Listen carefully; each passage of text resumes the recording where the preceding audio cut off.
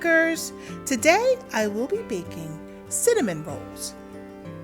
These cinnamon rolls are simply the best thing you've ever tasted for breakfast. You will have no reason to visit the Cinnabon at the mall anymore. These are great for breakfast, they're great for brunch, and they're great for dessert. Please enjoy!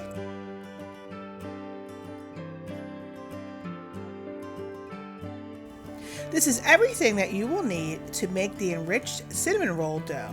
I will leave the ingredients and measurements in the description below. To make your dough, combine your warm milk and sugar in the bowl of a stand mixer with a dough hook attached. Now add your instant yeast and mix well. You're now ready to add your melted butter and beaten eggs. Mix everything until it's well combined, then add your vanilla extract. You're going to now start adding your bread flour slowly. You can also use all-purpose flour, but for this dough I do recommend bread flour for the best texture.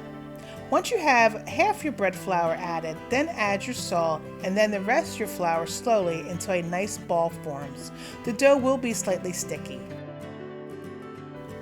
Place your dough in a buttered bowl and put in a warm place to double in size. This will normally take about 1 hour to 1.5 hours. While the dough is rising, use this time to make the filling. This is everything that you will need to make the filling. I will leave the ingredients and measurements in the description below. Combine the dark brown sugar, the softened butter, and the cinnamon. Mix well.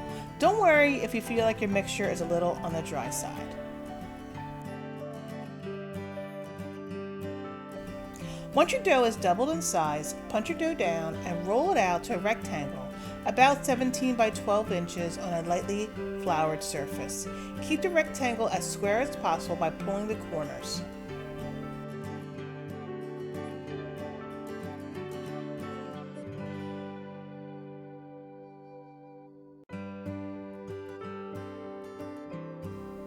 Spread the filling across the dough, patting it down with a butter knife or offset spatula.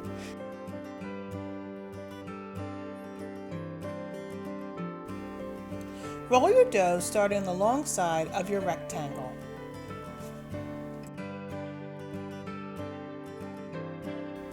Carefully pinch the seam firmly.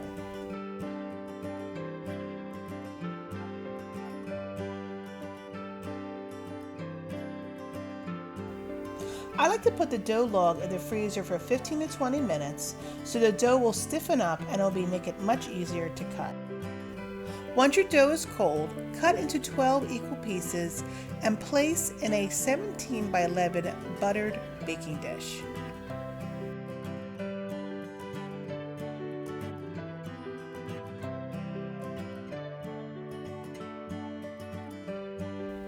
Brush the top lightly with softened butter. Cover with plastic wrap and put in a warm place until almost double in size. This should take about 35 to 45 minutes. I let these rolls overproof just a little. I fell into a tic-tac hole and lost track of time. Be smart and set a timer.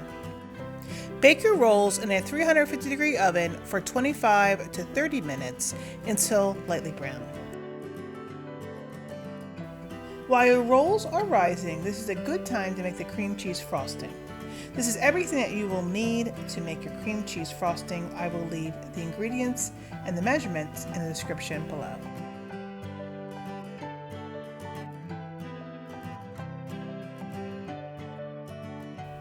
Combine the room temperature cream cheese and butter in a small bowl, then add your vanilla extract and a dash of salt and your powdered sugar. Whisk until your glaze is nice and smooth.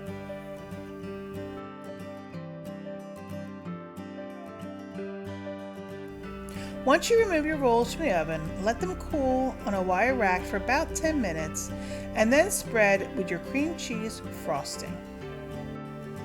If you have enjoyed my video, please like and subscribe to my channel.